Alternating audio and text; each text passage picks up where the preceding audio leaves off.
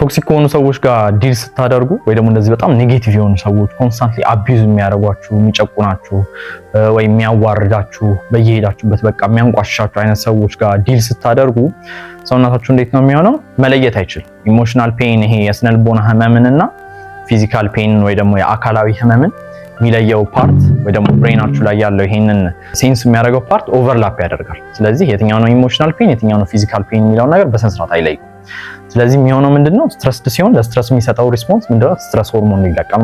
ስትረስ ሆርሞን ምን ይባላል? ኮርቲሶል የሚባል ሆርሞን ይለቃል ወደ ሰውነታችሁ። ሶ ይሄ ኮርቲሶል የሚባለው ሆርሞን ኮንስታንትሊ ሲለቀቅ ሰውነታችሁ ውስጥ ምንድነው የሚፈጠረው? ኮርቲሶል አንደኛ ብግነት እንዲጨምር ያደርጋል።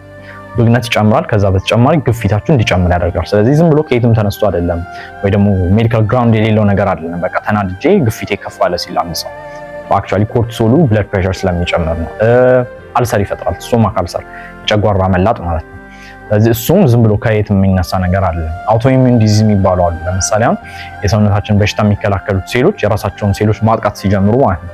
ስለዚህ እንደዛ አይነት በሽታዎች ተጋላጭ እንዲሆን ያደርጋል። የልብ ህመም እንዲመጣ ያደርጋል። ኮንስታንትሊ ለዚህ ኮርቲሶል ለሚባለው ሆርሞን ኤክስፖዝድ ሲሆን ማለት ነው። ሌላው ደግሞ እንደሚያደርገው ኮርቲሶል የሰውነታችሁ የበሽታ መከላከል አቅም ሲግኒፊካንትሊ እንዲቀንስ ያደርጋል። ስለዚህ በቀላሉ በበሽታ ትጠቃላችሁ ማለት ነው። ስለዚህ አንድ ሰው ምናልባት ፊዚካሊ ላይጎዳችሁ ይችላል አይደለ? ኢሞሽናሊ ሊሆን ይችላል አቢዝ የሚያደርጋችሁ ያለው ወይ ደግሞ ብቻ ኔጌቲቭ የሆኑ ቶክሲክ የሆኑ ሰዎች አሉ። ሰውነታችሁ ግን ያንን ኢንተርፕሬት የሚያደርገው በጫፌን እስካልነካኝ ድረስ ምንም ችግር የለውም የሚባል ነገር የለም።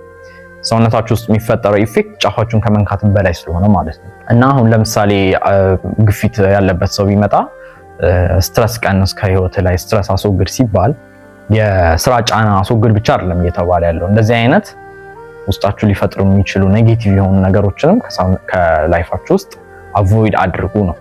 እንደዚህ አይነት ሰዎች እንዴት ነው ዲል የምታደርጉት?